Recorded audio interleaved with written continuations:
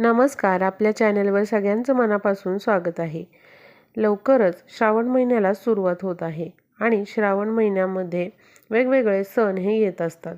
प्रत्येक दिवसाला विशेष असं महत्त्व असतं आणि या श्रावण महिन्यामध्ये जेवढं महत्त्व श्रावणी सोमवारला आहे तेवढंच महत्त्व श्रावणातल्या शुक्रवारला देखील आहे. कारण श्रावणामध्ये शुक्रवारी जराजीवंतिका पूजन हे केलं जातं.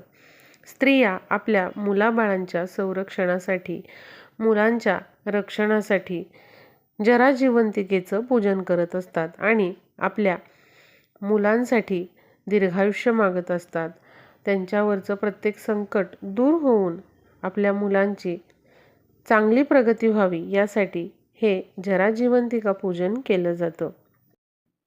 श्रावणातल्या प्रत्येक शुक्रवारी असे जिवतीचे पूजन केले जाते आणि सवाष्णींना बोलवून हळदी कुंकू देऊन त्यांना दूध, फुटाणे हे प्रसाद म्हणून दिले जातात.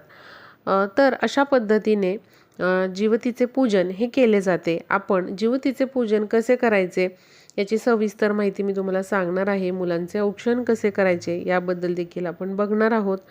तर बघा, प्रत्येक श्रावणातल्या शुक्रवारी जराजीवंतिका पूजन केले जाते. त्यासाठी बघा अशा पद्धतीने हे जे जिवतीचे चित्र असते तर ते आपल्याला घरामध्ये आणायचे असते. श्रावण महिन्याच्या सुरुवातीलाच आपल्याला हे चित्र घरामध्ये आणायचे आहे आणि श्रावणातल्या प्रत्येक शुक्रवारी हे जे चित्र आहे त्याचे पूजन आपल्याला करायचे असते. अशा पद्धतीने आपण हे चित्र देवघरामध्ये पण लावू शकता किंवा जिथे तुम्ही पूजन करणार आहात तिथे तुम्ही हे एखाद्या पुठ्ठ्याला किंवा तिथे भिंतीला चिकटवू शकता. यामध्ये आपण बघू शकतो नरसिंह अवतार घेतलेले विष्णू जे आहेत तर ते आपल्याला इथे दिसतात.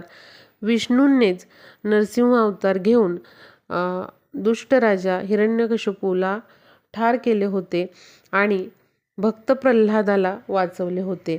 त्याचबरोबर श्रीकृष्ण हे देखील बाळगोपाळांबरोबर खेळताना आपल्याला दिसत आहेत. त्याचबरोबर जरा आणि जीवत्या या आपल्याला तिथे दिसत आहेत. म्हणजे छोटीशी बाळं आहेत आणि काही स्त्रिया आहेत. म्हणजेच हे चित्र आपल्याला असा बोध देतं की ज्या शक्तींनी लहान मुलांना संकटापासून, वाईट शक्तींपासून वाचवले, त्यांचा बचाव केला, त्यांचे पूजन आपण करत असतो. म्हणजेच काय तर आपल्या मुलाबाळांचे देखील अशाच पद्धतीने वाईट शक्तींपासून संरक्षण व्हावे यासाठी आपण जरा आणि जिवंतिकेचं पूजन करत असतो. तर अशा पद्धतीने बघा, आता बघूया आपण पूजा मांडणी कशी करायची. साधी सोपी पूजा मांडणी आहे. जिथे पूजा मांडणार आहात तिथली जागा स्वच्छ करा, गोमूत्र तिथे शिंपडा, तिथे पाट चौरंग ठेवा, त्यावर लाल वस्त्र अंथरायचं आहे आणि सुरुवातीला काय करायचं हे चित्र आपल्याला लावून घ्यायचं आहे. त्यानंतर चित्राला आपल्याला हळद कुंकू लावून घ्यायचं आहे. प्रत्येक प्रतिमेचं आपल्याला हळद कुंकू अक्षत वाहून पूजन करायचं आहे. या ठिकाणी आपण या जिवतीचे जे चित्र आहे तर सर्वांचं हळद कुंकू अक्षत वाहून पूजन केलेले आहे. आणि सुरुवातीला आपल्याला गणेशाची जी मूर्ती आहे तिचं पूजन करायचं आहे. गणेशाची मूर्ती ताम्हणामध्ये घेऊन आधी आपल्याला दूध पाण्याने अभिषेक करून घ्यायचा आहे आणि अशा पद्धतीने गणपती बाप्पांचे पूजन आधी करून घ्यायचे आहे. जिवतीच्या फोटोला आपल्याला वस्त्रमाळ घालायची आहे कापसाची, किंवा तुम्ही धागा घ्या, सुती धागा, तो हळदीमध्ये आपल्याला बुडवायचा आहे आणि हळद लावून असा धागा देखील तुम्ही वस्त्र म्हणून बांधू शकता. आता गणेशाचं पूजन झालेलं आहे.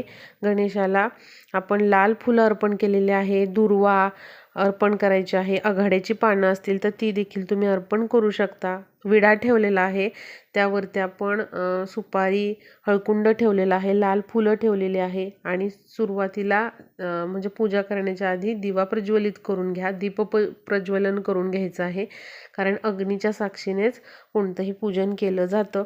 त्यानंतर बघा, इथे आपण या प्रतिमेला, या चित्राला देखील दुर्वा, आघाडा, विविध अशी जी पानं आहेत तर ती इथे अर्पण केलेली आहे. दुर्वा आणि आघाड्याचं विशेष महत्त्व आहे, त्यामुळे या जिवतीच्या चित्राला देखील आपण दुर्वा, आघाडा हे अर्पण करायचं आहे.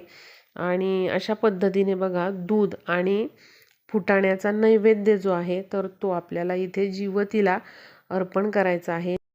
थोडंसं पाणी घेऊन नैवेद्याभोवती फिरवायचं आहे आणि नैवेद्यम समर्पयामी म्हणत नैवेद्य अर्पण करायचं आहे. त्यानंतर जीवतींची ओटी भरून घ्यायची आहे आपल्याला. तर अशा पद्धतीने ब्लाऊज पीस, नारळ, तांदूळ आणि पूजेचं जे साहित्य आहे ते ठेवलेलं आहे, ज्यामध्ये तुम्ही सुपारी, पूजेचा बदाम, हळकुंड, खोबरं हे घेऊ शकता आणि 1 रुपयाचं नाणं आपण दक्षिणा म्हणून ठेवलेले आहे. आणि अशा पद्धतीने आपल्याला जीवतींची ओटी भरून घ्यायची आहे आणि मनोभावे प्रार्थना करायची आहे. माझ्या मुलाबाळांचे प्रत्येक संकटामधून संरक्षण व्हावे, त्याचबरोबर कोणतेही संकट माझ्या मुलाबाळांवर येऊ नये अशी तुम्हाला प्रार्थना करायची आहे. त्यांना दीर्घायुष्य लाभावं, त्यांना चांगलं आरोग्य मिळावं अशी प्रार्थना आईने मुलांसाठी करायची आहे. त्यानंतर जीवतीची आरती करायची आहे. जीवतीच्या आरतीच्या आधी गणपतीची आरती आपल्याला म्हणून घ्यायची आहे. कापूर प्रज्वलित करायचा आहे आणि त्यानंतर जीवतीची आरती आपल्याला म्हणायची आहे. नैवेद्यामध्ये जी फळं आहेत ती आपण तिथे ठेवायची आहेत. तर अशा पद्धतीने आपल्याला जीवतीचे पूजन हे खूप सोप्या पद्धतीने करायचे आहे. धूप अगरबत्ती लावून घरातील वातावरण प्रसन्न करायचे आहे आणि पूजन झाल्यानंतर जे फुटाणे आहे, दूध आहे, तर ते आपण प्रसाद म्हणून घ्यायचे आहे. हे पूजन झाल्यानंतर आपल्या मुलांचं पूजन करून घ्यायचं आहे. आपल्याला अशा पद्धतीने त्यांना हळद कुंकू लावून पूजन त्यांचं करून घ्यायचं आहे. आणि असं औक्षण आपल्याला दर शुक्रवारी आपल्या मुलांचं करून घ्यायचं आहे. तुम्हाला जेवढी मुलं आहेत तर त्या सगळ्यांचं आपल्याला पूजन करून घ्यायचं आहे. मुलांचं तोंड हे पूर्वेकडे आले पाहिजे अशा पद्धतीने आपल्याला त्यांचं पूजन हे करून घ्यायचं आहे. आणि बघा, श्रावणातल्या शुक्रवारी आपल्याला सवाष्णींना बोलवून त्यांना देखील हळद कुंकू द्यायचं आहे. शक्य असेल तर सवाष्णींची ओटी भरायची आहे. दर शुक्रवारी तुम्हाला सवाष्णी बोलवणं शक्य नसेल तर श्रावणातील एका तरी शुक्रवारी आपल्याला सवाष्णींना बोलवायचं आहे. 5-7 सवाष्णींना तुम्ही बोलवू शकता किंवा एखाद्या तरी सवाष्णीची ओटी भरायची आहे, तिला हळद कुंकू द्यायचं आहे, दूध, फुटाणे हे आपल्याला द्यायचं आहे. तर यावर्षी बघा 13 ऑगस्टपासून गुरुवारपासून श्रावणाला सुरुवात होत आहे आणि श्रावणातल्या प्रत्येक शुक्रवारी आपल्याला हे जीवतीचं जे पूजन आहे तर ते करायचं आहे. तुम्ही सकाळी करा किंवा संध्याकाळी करा, चालू शकेल. तर अशा पद्धतीने आपल्याला श्रावणातल्या प्रत्येक शुक्रवारी हे जीवतीचे पूजन करायचे आहे. जर तुम्हाला अडचण आली, काही स्त्रियांना पिरियड आले, तर तुम्ही तो शुक्रवार जो आहे तर तो स्किप करू शकता किंवा इतर कोणाकडून तरी तुम्ही हे पूजन करून घेऊ शकता. तर खूप साधे सोपे पूजन आहे. आपल्या मुलांसाठी नक्कीच प्रत्येक आईने हे जे पूजन आहे तर ते करायचे आहे. बऱ्याच स्त्रिया या दिवशी उपवास देखील करतात, म्हणजे शुक्रवारचा उपवास करतात जरा जिवंतिकीसाठी आणि त्यानंतर संध्याकाळी तुम्ही हा उपवास सोडू शकता. पण तुम्हाला उपवास करणं शक्य नसेल तर फक्त हे पूजन केलं तरी चालेल. आणि या दिवशी आपल्याला सात्विक आहार हा घ्यायचा असतो. तर नक्कीच तुम्ही या श्रावणामध्ये जरा जिवंतिकीचे हे पूजन करू शकता. व्हिडिओला जास्तीत जास्त शेअर करा म्हणजे सर्वांपर्यंत ही माहिती पोहोचेल.